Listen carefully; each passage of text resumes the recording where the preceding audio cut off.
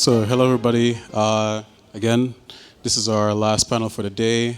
I know a lot of today was around FASB and SEC, and I think we'd be doing a disservice if we didn't include the IRS.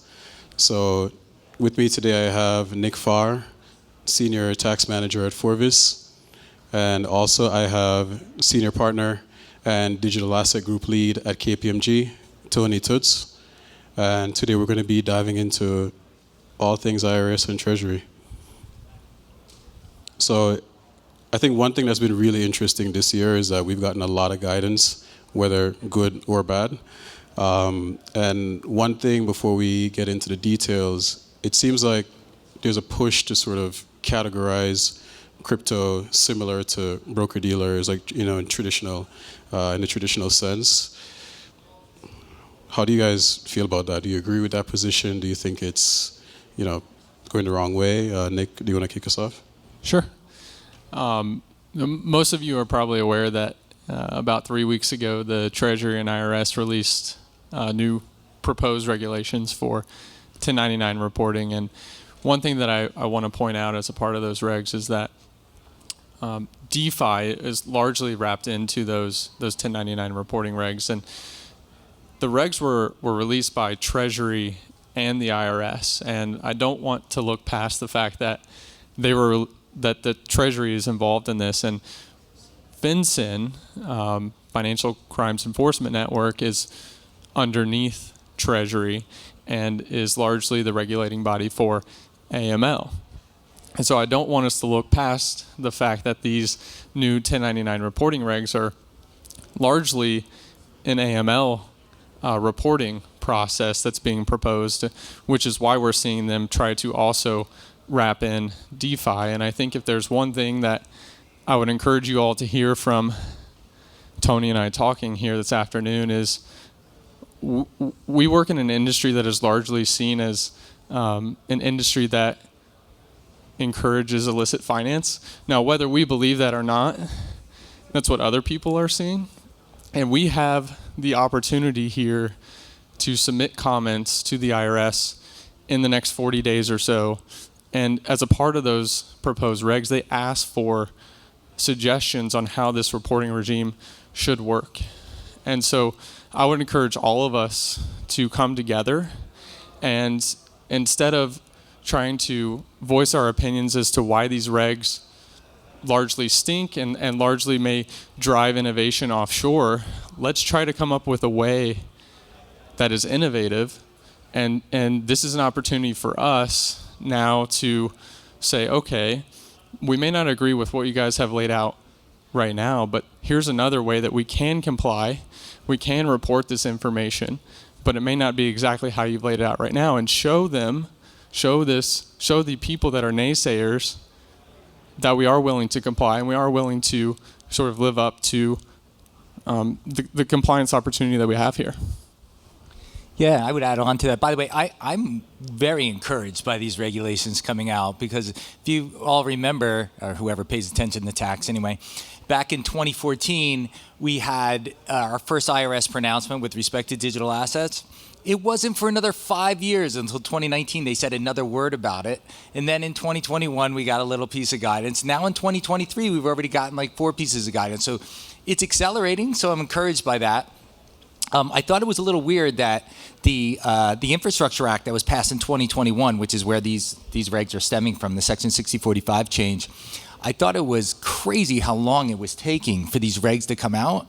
But when they popped out and they were over 275 pages, I figured out why. And it's crazy how much space they sought to cover. And I do agree with Nick. I mean, part of this is AML KYC, right? The Treasury Department does hate them. By the way, it's not just the Treasury Department. You can see this in the OECD CARF pronouncement. You can see this in EU MiCA. It's all the same thing, right? We cannot have people sending millions upon millions of dollars anonymously. It just can't happen.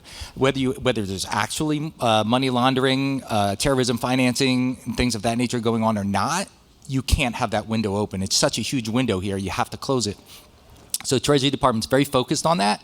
And the other part is, of course, they assume that there's a huge tax gap. I don't know if that's true, but again, the window's wide open. If you don't want to report, you don't have to report because no one's reporting on you, right? So they need to close that window, and that's what these regs seek to do. And now they had two choices, right? They could have said, I know we built this magnificent machine over here for information reporting for stocks and securities, but I'm going to ignore it and come up with some novel, cool stuff. Or they could just glom onto what they had and run with it. So they're government employees, so they glommed onto what they had, and they're running with it. And by the way, what they have works beautifully, actually. It actually works very well. If anybody has a stock account, right, you get a 1099 in the year, it works like magic. So it does work. The problem that we're facing right now is they use the same sort of makeup. There's been some changes, and we'll talk about those, but they want to use the same makeup. The problem is the infrastructure that's running crypto is wildly different. There's only so many places on God's earth you can trade a publicly traded stock, right? You have to be a broker-dealer to do it in this country. So you know who's going to do the reporting for you.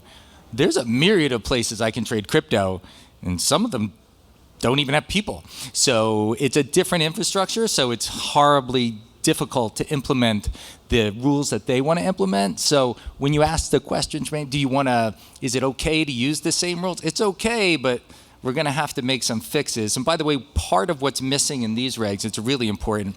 In the regular world, TradFi, they do broker-to-broker reporting. So if you transfer from Merrill Lynch to Goldman, they'll transfer over your stock basis and all your information. That'll go.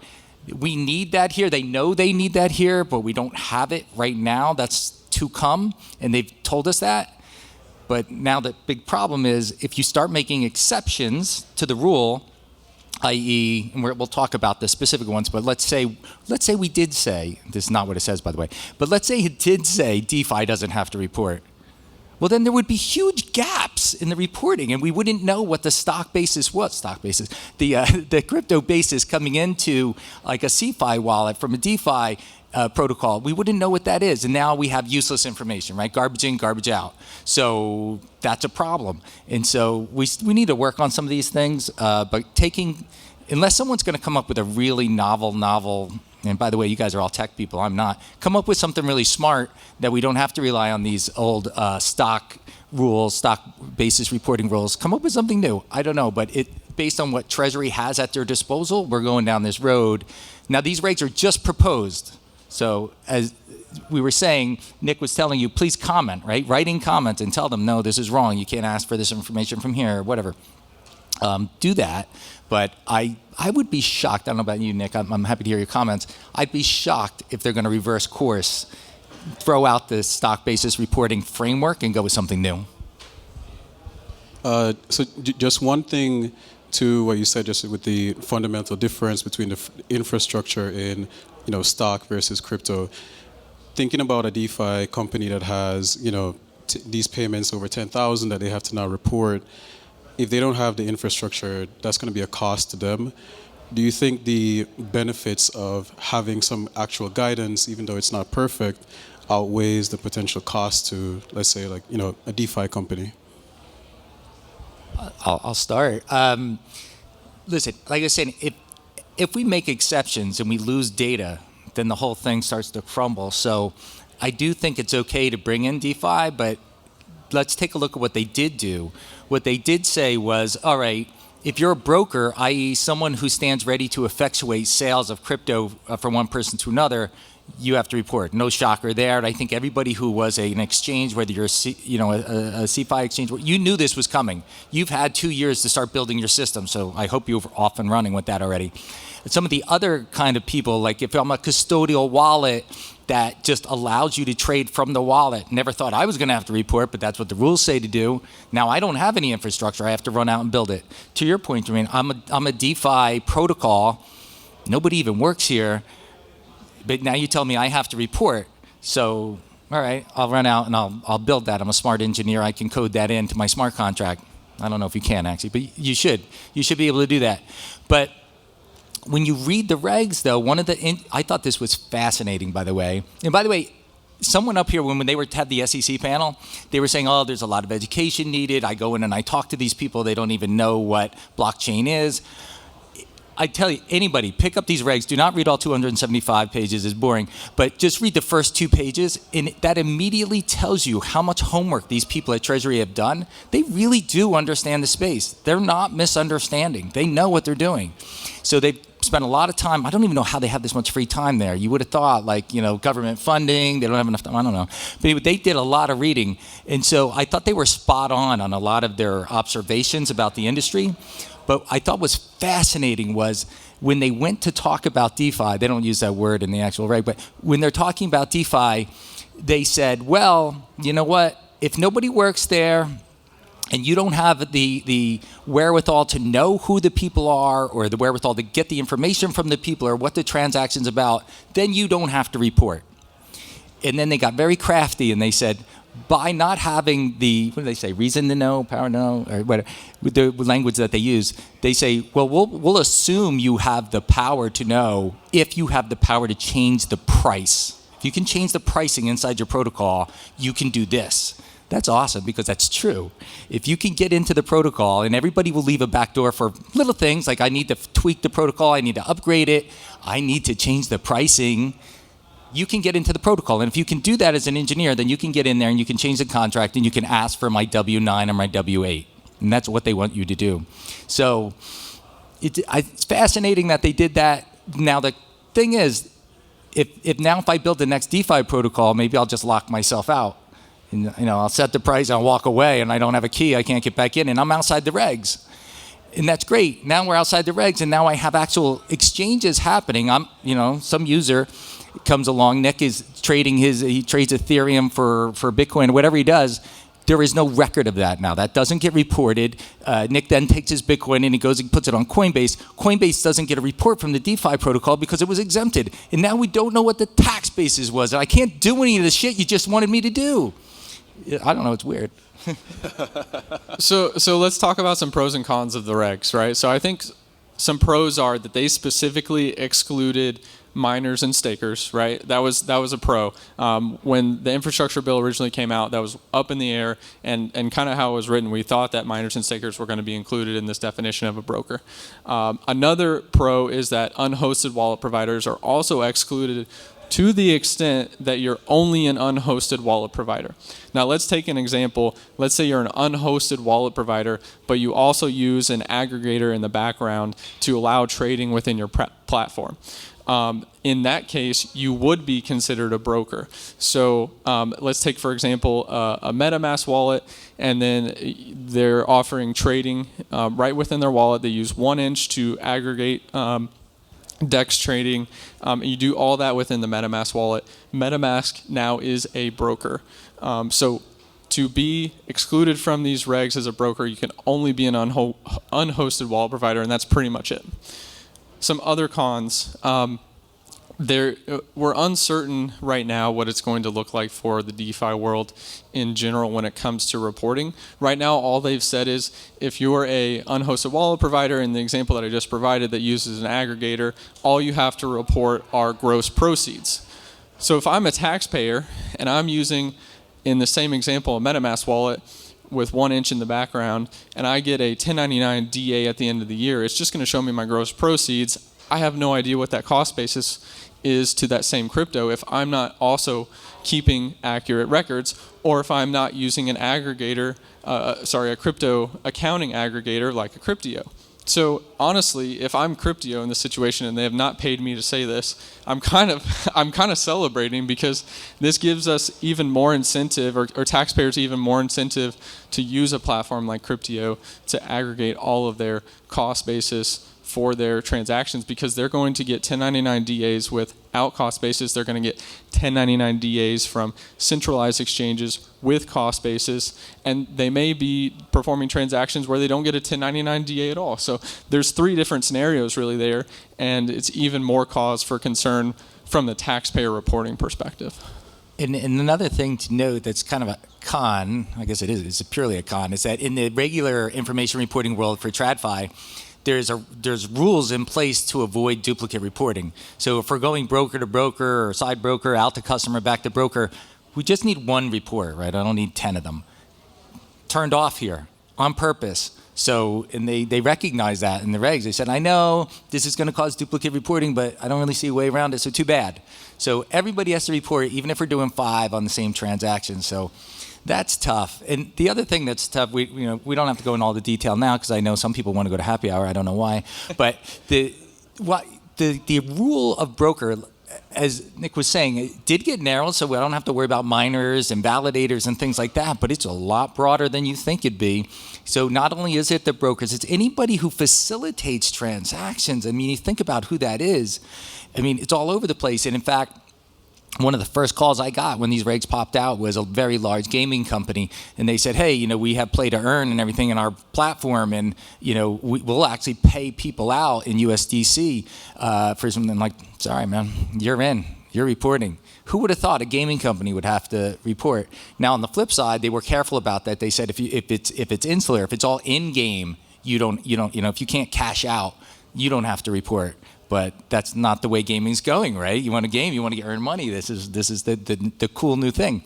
So it's a lot more expansive. It's going to be a lot of work. I think for people who haven't built systems, I would say either start now, or I know there's a lot of smart techie people in the room. Dude, build an off-the-shelf program you can sell to people that do this, because everybody's going to be looking for it. Awesome. I think moral of the story, if you're afraid of your taxes, use Cryptio. Absolutely.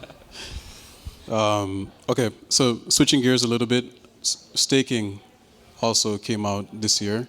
They didn't go all the way, but they talked about staking rewards and what that looks like and the treatment of it.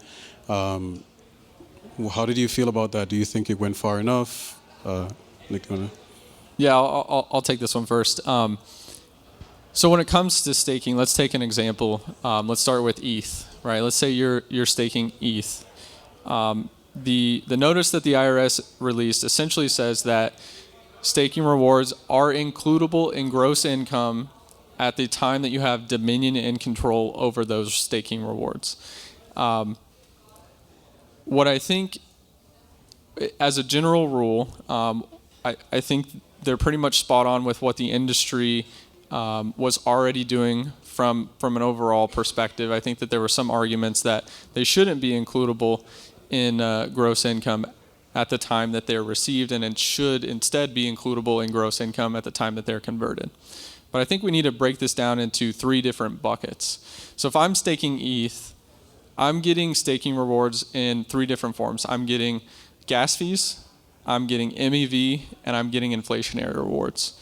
I think to the extent that you want to make the argument that staking income is not includable in gross income at the time of dominion and control, it needs to be on those inflationary rewards. If you're providing capital to essentially be a payment processor, if you will, to perform these transactions on the blockchain, and you're getting gas fees and MEV, you're performing a service, and that's likely includable in gross income at the time that you receive it. There is an argument I could see being made that those inflationary rewards are not includable income right away. It just depends on your risk tolerance. But Tony, I'm interested to see what you guys are seeing. Yeah, and I think the revenue ruling that came out on staking, which if you didn't read it, that's what it said. You get taxed your ordinary income at the time you have dominion and control over over your staking reward, and there's no bifurcation of what the rewards are actually all representing. And I think if we did break it apart, it just becomes administratively difficult, and I think the service is like, it's not really worth it to me to do that. So I think for those of us who have been keeping an eye on this spot over the years, this is the way we at KPMG anyway, we're always treating it. I thought the dominion and control piece was interesting because there was a valid argument. People would say, well, listen, ETH is a great example, right? ETH before the Shanghai update, I've been staking ETH, but it's locked up. I can't get it, so I'm not going to pick that up in the income. And we told people, I'm like, I don't know, it's a risk. Take your position if you want. There's no rule. For those people who tried to be the conservative folks, I hate to say this, but it's true, especially in ETH, right? If you remember ETH, when you could stake it, for the time you could stake it before it got released, in that period of time, it just happened to be decreasing in price. So if you took your staking rewards into income as you earned them at the fair market value that day, even though they were locked up, you reported way too high. Whereas if I used the methodology that the service came out with in the revenue ruling, I would have waited until they got released to me, picked them up, and it was a much lower value. So here I am, stuck back here. I was trying to do the right thing. I picked up all my rewards, real time, ordinary income at a high level, high price. That's ordinary income. And then later when they released, I sold them and I got a capital loss. Not the best answer for an individual taxpayer. So while I do agree with where they came to, it did cause some issues, but I think that's the right way going forward. Now, the sad part was they had the revenue ruling in their hands. It was sitting on people's desks. They could have taken a few more minutes and written down, hey, I also think the character of the rewards is this, the timing of the rewards is, it was just timing, actually. Source is what I was missing. I needed source. Is it U.S. source? Is it domestic, or is it foreign? And they didn't say anything, and now I'm still sitting here wondering. I do want to add one more thing. Good points there, Tony. I expect this to get litigated again. There was a court case going on that was dismissed recently that basically resulted in no conclusion for us, but I do expect this to get litigated again in the future.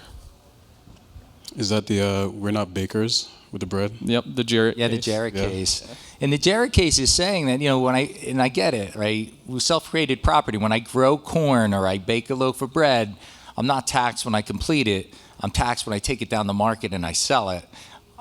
I'm just speaking for myself here, and I know some people hate this, but I'm not a believer. Just not a believer in that argument.